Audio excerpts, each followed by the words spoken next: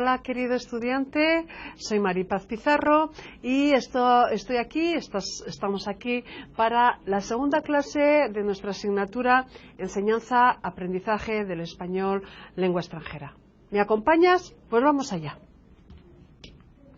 Bueno, si te acuerdas, espero que te acuerdes, en la primera clase vimos, pues hablamos, reflexionamos, nos paramos un poquito más a pensar sobre lo que significaba enseñar y aprender.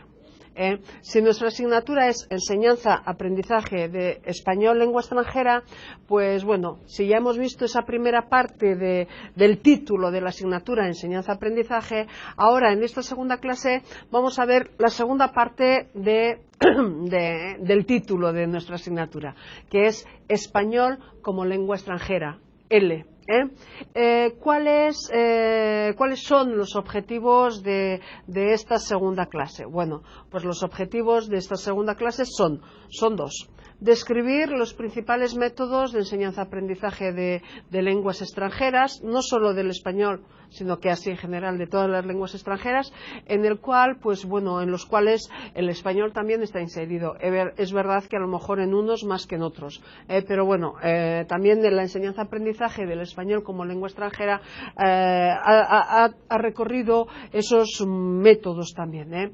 Y discutir un poco sobre competencia. Ya veremos el por qué vamos a discutir, conversar, reflexionar. Ya vamos a ver por qué sobre ese término de competencia. Vamos allá.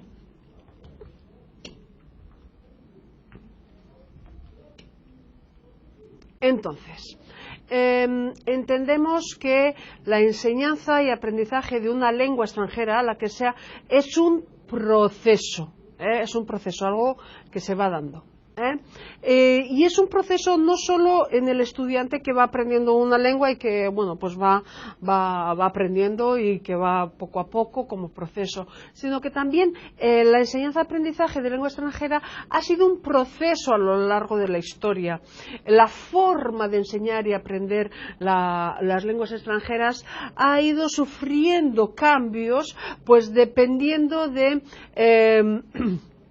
siempre buscando métodos que fueran o abordajes más eficaces. Entonces, hay un proceso dentro de lo que es la propia enseñanza y aprendizaje del estudiante que va aprendiendo, tiene un proceso, pero a su vez también cuando hablamos aquí de proceso de construcción es esa forma de entender esa enseñanza y aprendizaje que ha ido a lo largo de la historia sufriendo un proceso. Si has hecho la asignatura de lingüística aplicada, pues ya se ven en esta asignatura, en alguna clase se hablan de estos procesos, de estas metodologías. Entonces me imagino que serán temas que a lo mejor no son tan nuevos, pero siempre es bueno recordarlos. Si no has hecho esa asignatura o no lo has visto, pues bueno, pues ahora es el momento de empezar a ver, a entender un poquito más cómo se ha ido desarrollando esa forma de ver la enseñanza y el aprendizaje de lenguas extranjeras. Podemos decir que el cambio es algo inherente al proceso. Evidentemente, algo que está en proceso es porque está cambiando, si no sería algo estático, que se queda allí y que no cambia. Entonces, el cambio y procesos siempre están, o casi siempre, por lo menos muchas veces, están juntos. Tienes aquí, si ves, un montón, muchísimos métodos o enfoques que se han utilizado a lo largo de la historia, que se utilizan. Gramática y traducción, tradicional, reformista, natural, directo, activo, estructuralista, audiolingual o audiooral, situacional, audiovisual, nocional, funcional, comunicativo, enfoque por tareas, basado en sugestopedia y en la sugestología, método silencioso, de respuesta física total, comunitario, y yo creo que habrá otros. No son todos los que están ahí, pero bueno, pues como ves, son muchísimos. De todos estos, pues hemos elegido 4 para poder profundizarlos un poquito más. ¿Por qué estos 4? Pues a lo mejor porque han sido los más característicos de ciertas épocas. No voy a decir que son los más importantes, que con ellos se aprende mejor o se enseña mejor que con los otros. Depende de muchas cuestiones, pero yo creo, eso sí es verdad, que estos 4 que hemos elegido son más característicos de ciertas épocas, o los más utilizados en ciertas épocas. Y empezamos, pues, ¿cuáles son estos 4 que vamos a ver, o que nos vamos a detener un poco más? Los que están subrayados: gramática y traducción, directo, estructuralista y comunicativo. ¿De acuerdo? Pues estos 4. Empezamos por el primero y empezamos viendo un poquito de qué se trata el método de gramática-traducción. Su propio nombre ya nos da algunas pistas. Gramática-traducción. ¿El peso está en qué? En la gramática. ¿El peso está en qué? En la traducción. Se toma como referencia, también se llamó método tradicional y fue el más difundido hasta la mitad del siglo XX, es decir, al principio hasta la mitad del siglo pasado. Se tomaba como referencia al latín. Cómo se aprendía el latín, cómo se estudiaba el latín, cómo se enseñaba el latín, solo que había que llevar en consideración que, bueno, pues esto hasta 1950, por ahí, que el latín en aquella época no era una lengua viva, sino que era una lengua muerta. Entonces, la idea era traducir textos, era ver la gramática, por eso el nombre, gramática, traducción. La lengua se concibe con este método como un conjunto de reglas que se comportan de una manera lógica y que revelan la estructura gramatical de la lengua. Tengo que saber esas reglas, tengo que saber cómo se comportan. ¿Para qué? Para ser capaces de traducir el texto que tengo. El método, más que el método, la base del material que tengo son los textos literarios, son literaturas, esos son los textos que me sirven como base en este método de gramática-traducción. Se trata de un método dirigido más para adultos que para niños. ¿Por qué? Pues bueno, pues porque si es un método de traducción, de gramática, pues bueno, de reflexión sobre las reglas gramaticales, pues a un niño de 8 años, yo no sé hasta qué, o 7 años, no sé hasta qué punto se le puede pedir que reflexione sobre las reglas gramaticales de una determinada lengua. A un adulto, pues le guste o no le guste, pero es capaz de reflexionar sobre esas reglas, de ser capaz de traducir esas cosas, ¿no? Para un niño reflexionar sobre esas reglas gramaticales de la lengua, pues evidentemente es muy complicado. Por eso es verdad que es un método más aplicable mucho más a adultos que a niños. Es también una transmisión de conocimientos lingüísticos en una única dirección. El profesor sabe, protagonista, es el que sabe, el profesor es el rey, y el estudiante es el agente pasivo, el que recibe los conocimientos del profesor. Profesor sabe, quien no sabe es el estudiante, profesor protagonista, estudiante pues es pasivo. Es un aprendizaje individual y consciente, o sea, el alumno está, como decía antes, por eso que es más para adultos que para niños, tiene que ser consciente de todas esas reglas, de lo que va aprendiendo, de las listas de vocabulario memorizadas. Este método dominó la enseñanza-aprendizaje pues durante más de un siglo. Entonces, pues claro, es un método que tiene mucho peso. Podemos pensar, bueno, que terminó en 1940.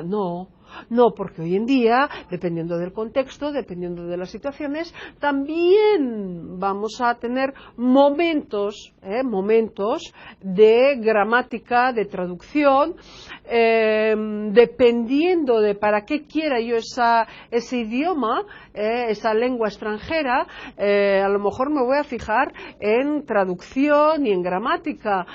Si no quiero hablar con ese idioma, si no quiero estudiar o leer libros solo en un determinado idioma, pues a lo mejor este método es el más adecuado. Digo a lo mejor, No pensemos que como, bueno, su máxima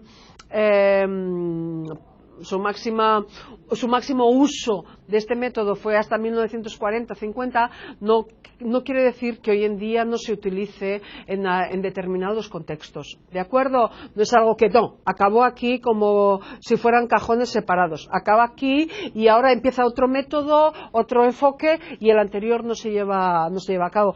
En varias situaciones están todos los métodos juntos, y se espera que el profesor sea capaz de utilizar los elementos que mejor le hagan, que más le ayuden a tener una buena clase de enseñanza-aprendizaje de español en lengua extranjera, que al final es eso.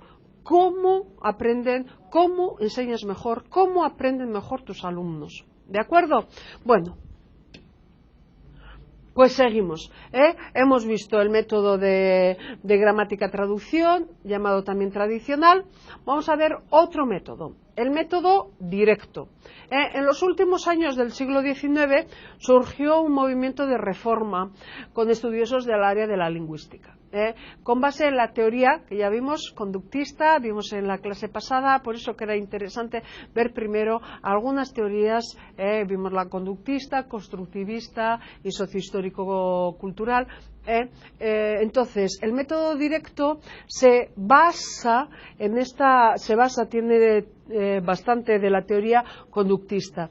Te acordarás, espero que te acuerdes, que en esta teoría era estímulo-respuesta, la repetición, algo que se iba repitiendo. Decíamos el ejemplo, colocábamos el ejemplo a alguien que dice hola, ¿qué tal? Hola, ¿qué tal?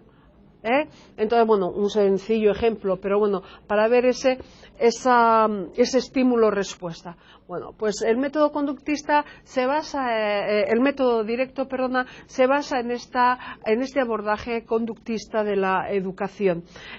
Se crean en esta época muchas escuelas de lenguas, pues para aprender, sobre todo era con el inglés, pues por causa de la emigración a los Estados Unidos de europeos que necesitaban aprender inglés para poder vivir en el nuevo país, ¿no? El español también, pero menos, el inglés, el francés, el alemán, hay toda una serie de escuelas de lenguas, tal vez la más conocida y que hasta hoy en día pues se ha llegado hasta nuestros días, pues el método Berlitz de enseñanza de enseñanza-aprendizaje de lenguas extranjeras, del inglés en especial.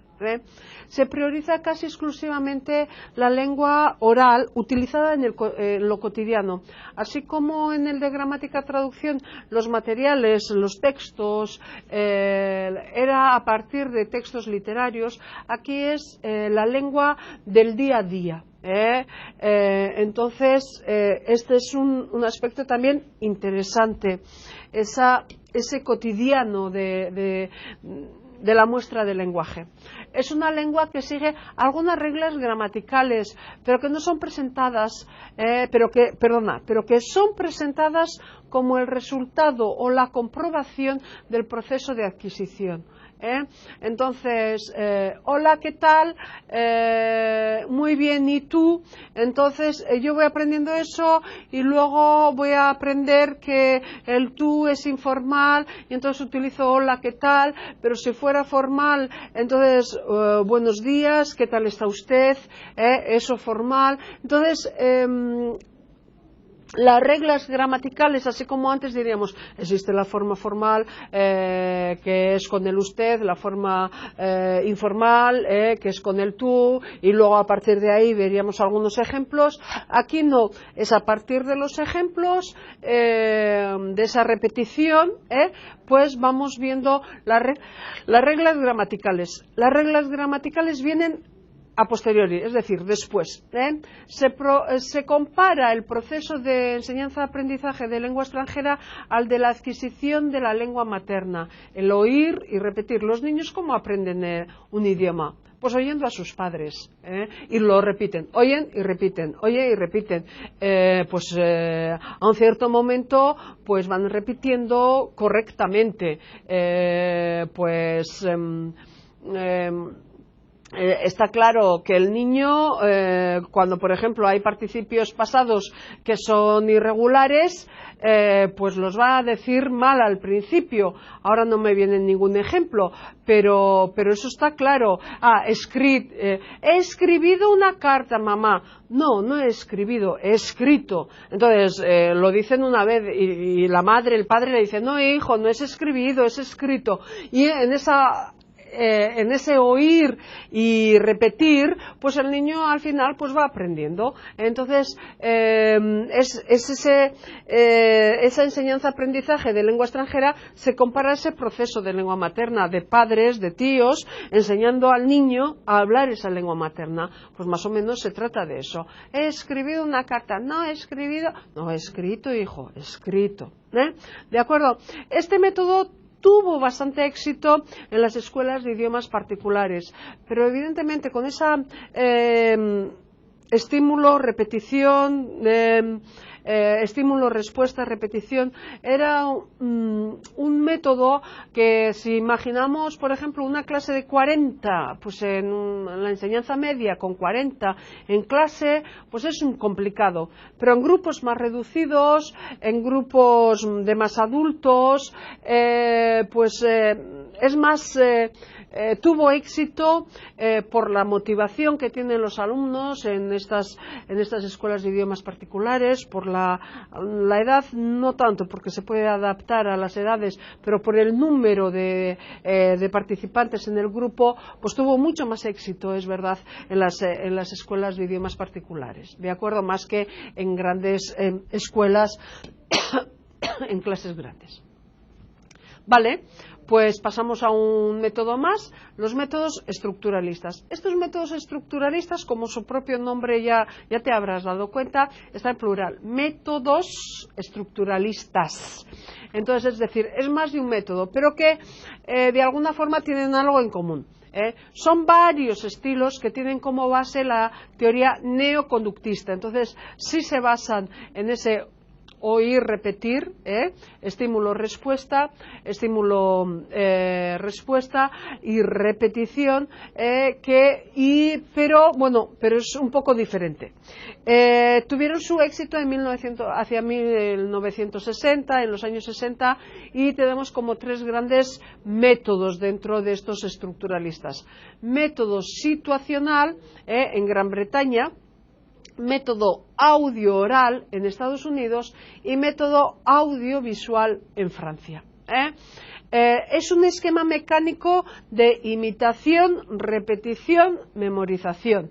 Imitación, repetición, memorización. De estructuras básicas que poco a poco se van haciendo cada vez más complejas, más difíciles. Pues eso. Tengo hambre y luego todo el mundo repitiendo tengo hambre, verbo tener, que es irregular, tengo hambre y luego pues vamos a repetir tengo hambre porque no he comido desde ayer. Evidentemente es una estructura mucho más compleja, más complicada que poco a poco se irá aprendiendo. Se valoriza mucho en estos métodos, se valoriza mucho la pronunciación. Por eso se crean laboratorios de idiomas. Es una época de si te fijas, hacia los años 60. En los años 60 es una época que en la historia pues se necesitaba, vamos a decir, había bastante, es un hecho, bastante espías del bloque de los Estados Unidos, de los comunistas y tal, y entonces se necesitaba gente infiltrada, por así decir, que tuviera una pronunciación buena. Esto viene pues desde la Segunda Guerra Mundial y después con la Guerra Fría, que se llama, pues se necesitaba gente que supiera pronunciar, que pudiera pronunciar muy bien otro idioma, que no se notara que fuera de otro país, que fuera un espía, vaya. Y entonces, pues, se valoriza mucho la pronunciación en este tipo de métodos. Por eso se crean los laboratorios de idiomas. Que tenga, bueno, una edad un poco más, pues eso, de 50 para arriba, pues a lo mejor se puede acordar de esos laboratorios de idioma con los cascos, con los auriculares, escuchando pues en aquella época una cinta y repitiendo, porque era importante esa repetición, escuchando a alguien en general nativo. Para tener el mismo acento. El libro de texto y los apoyos audiovisuales se vuelven como los más importantes de las clases, más que los propios profesores y estudiantes. Entonces se da mucho énfasis a la producción de material, que sea un material bueno, que sea un material que sirva para esos objetivos. Pero en la década de los 70 se constató que esa repetición y memorización eran un poco limitadas en el desarrollo de la competencia. O sea, el hecho de hola, ¿qué tal? Bueno, pero si tú vas a un cierto lugar y en vez de decir hola te dicen buenos días, entonces a lo mejor no te sale ¿qué tal? Vuelvo a decir, es un ejemplo muy sencillo, poco elaborado, pero bueno, para que te des cuenta, hacia los años 70 se dieron cuenta que esa repetición, pues a veces no era tan válida como se desearía, y que por el hecho de saber mucho no siempre se es competente, el conocimiento no siempre es competencia, y entonces, pues dando un paso más, pues se empezaron con los métodos comunicativos, el método comunicativo, que tal vez hoy sea el más, pues que tiene más desarrollo, el método comunicativo. Surge a finales de los años 60 como reacción a los métodos estructuralistas y la difusión principal fue en los 80. El alumno debe aprender a comunicarse en la lengua extranjera a través de un proceso de interacción con otros alumnos y con el profesor. El objetivo de la enseñanza-aprendizaje de lengua extranjera debe ser el de preparar al estudiante para lidiar con situaciones comunicativas de la vida real. Quiero comprar algo, ¿qué es lo que tengo que decir? ¿Qué es lo que voy a preguntar? Entonces, situaciones reales que te puedes encontrar en la vida, pues cómo te vas a comunicar. Este es el método comunicativo. Por eso los materiales auténticos son tan importantes en este método. Vimos en el primero los materiales utilizados eran sobre literatura, en el segundo se producían materiales de repetición y aquí pues son materiales auténticos, como si fuera de verdad, pues estás en una tienda, ¿cuál es el diálogo con el dependiente? Otro punto de gran importancia en este método es concientizar al alumno sobre su propio proceso de aprendizaje para que él mismo cree mecanismos de emancipación en relación al profesor y optimice su aprendizaje. El alumno tiene que ser el protagonista del propio proceso de aprendizaje. Lo que caracteriza un método como comunicativo es el énfasis que se da a la producción de significados, más que a la forma del sistema gramatical. O sea, es capaz de comunicarse, es capaz de, pues si quiere comprar, otra vez el ejemplo de comprar, quiere ir a comprar 1 kilo de naranjas, es capaz de comprar 1 kilo de naranjas. ¿Es capaz? De acuerdo, bien. ¿Lo dice gramaticalmente correcto? Sí, no, bueno, eso es secundario. Pero el objetivo comunicativo se ha conseguido. Entonces eso es lo principal. Claro que también la gramática después se va a ir depurando y trabajando, pero lo principal es el objetivo comunicativo. Se tolera el papel de la lengua materna y se presentan temas del universo del estudiante, es decir, ¿para qué necesita el estudiante ese idioma? Para que a través de técnicas interactivas con trabajos en parejas o en pequeños grupos, puedan comunicarse. La evaluación se va a hacer más sobre esas actividades y tareas comunicativas más que sobre el conocimiento gramatical de la lengua extranjera. Decíamos al principio de la clase que nos íbamos a detener en dos aspectos. Uno, los métodos de enseñanza-aprendizaje de lenguas extranjeras, que es lo que hemos visto hasta ahora, y otro en la palabra, en el término de competencia. ¿Por qué? Pues porque hemos visto el método comunicativo, la competencia comunicativa. Entonces, a partir de este nombre de competencia comunicativa del que se habla tanto, pues vamos a trabajar un poquito este término. El término de competencia se utilizó por primera vez en los años 50 con Chomsky, que también ya habrás oído hablar de él, ya sabrás cosas sobre él de otras asignaturas, refiriéndose al conocimiento que el hablante tiene de las lenguas, de las reglas de su lengua, es decir, de la gramática internalizada, no necesariamente estructurada en la cabeza, pero de algo que tiene internalizado en su mente, en contraposición al término desempeño que relaciona con el comportamiento verbal del hablante, es decir, con el uso que se hace de la lengua en situaciones reales. Una cosa es ser competente, otra cosa es tener un desempeño mejor o peor. Hemos querido colocar aquí la frase de un catedrático de didáctica de una universidad, el profesor José Moya Otero, que dice lo siguiente: por competencia podemos entender la forma en que una persona moviliza todos sus recursos para resolver una tarea en un contexto determinado. Es competente cuando logra utilizar adecuadamente todos sus recursos para una tarea concreta. No para cualquier circunstancia y no para cualquier tarea, sino para una específica y concreta. No por mucho que una persona sepa, es más competente. La competencia, y hablábamos, ¿por qué queríamos hablar un poco sobre competencia? Porque se habla de competencia comunicativa. Hablando de competencia comunicativa, tenemos pues varias formas de entender esta competencia comunicativa. Una de ellas es de los estudiosos Canal y Swain, si se pronuncia así, vaya, que dicen que hay 4 competencias distintas dentro de la competencia comunicativa.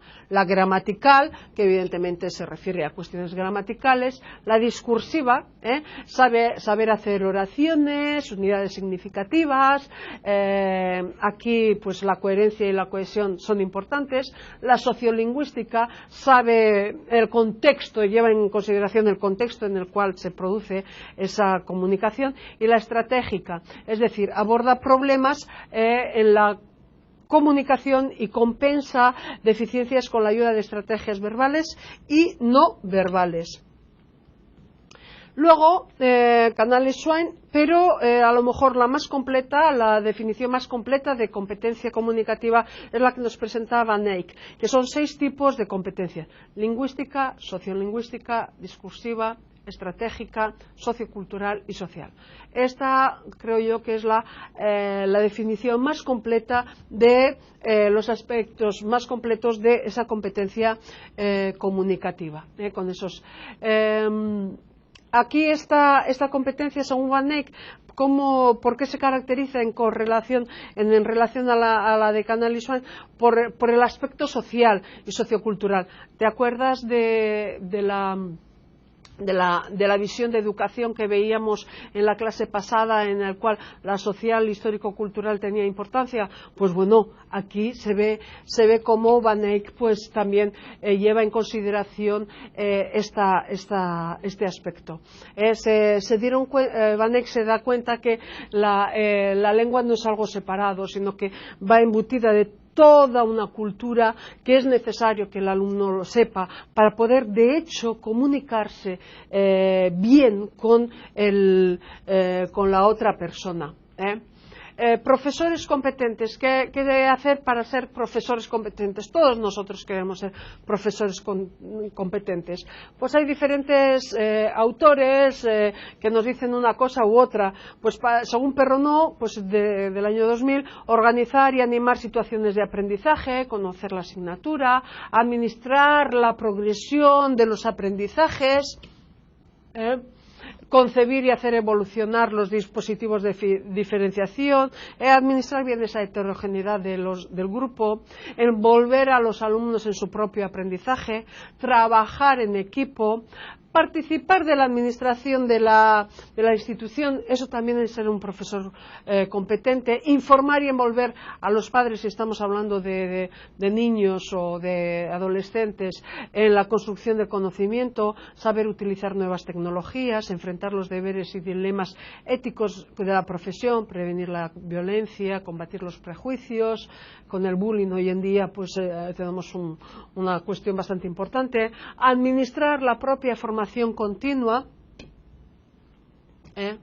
Y si hablamos de enseñanza-aprendizaje, concretamente de lengua extranjera o de español lengua extranjera, pues un profesor competente tiene que tener una formación específica, conocimientos sobre la lengua, sobre la cultura, sobre metodologías de lenguas, tiene que tener habilidades docentes, saber gestionar recursos, grupos, tiempo, planificar las clases, evaluar el aprendizaje del alumno y, bueno, pues una serie de características personales, ser flexible, paciente, tolerante, reflexionar sobre su propia práctica docente y desarrollarse profesionalmente. Bueno, pues estas son algunas de las características que pueden llevar a decir que un profesor es competente dentro de su clase de enseñanza-aprendizaje de lengua extranjera. Espero que esto te haya ayudado a entender un poco más sobre todo el proceso del español lengua extranjera que ha habido a lo largo de todos estos años. Espero haberte ayudado. Muchas gracias y hasta la próxima.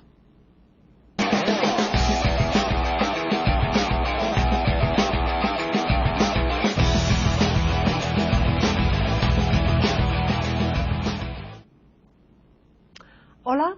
Estamos aquí pues para la actividad de la clase 2. En esta clase hemos estado hablando del español como lengua extranjera y de los métodos de aprendizaje, de enseñanza y aprendizaje del español como lengua extranjera, y nos detuvimos de alguna forma en la competencia por causa de que hablábamos de la competencia comunicativa. Entonces nos fijamos en el término competencia del profesor, y entonces nuestro ejercicio, nuestra actividad viene a partir de aquí.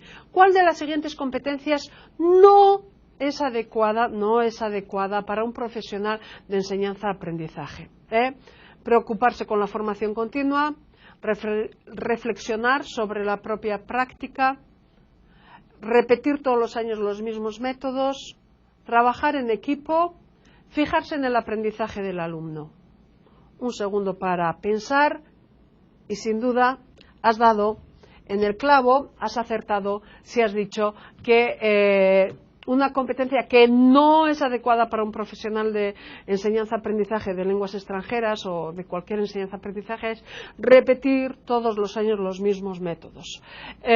¿Por qué? Pues porque estamos delante de situaciones diferentes, grupos diferentes, necesidades diferentes.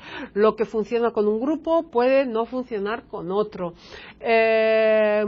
No puedo enseñar hoy en día como enseñaba hace 10 años, ni hace 5 años. La sociedad, los contextos están cambiando y por lo tanto pues también tiene que ir cambiando. Si quieres ser un profesor competente, tiene también que ir cambiando esa forma de enseñar y aprender de lenguas extranjeras. Pues espero que con esto sepas un poquito más sobre el tema que nos ocupa, que es la enseñanza-aprendizaje de español lengua extranjera. Muchas gracias y hasta la próxima.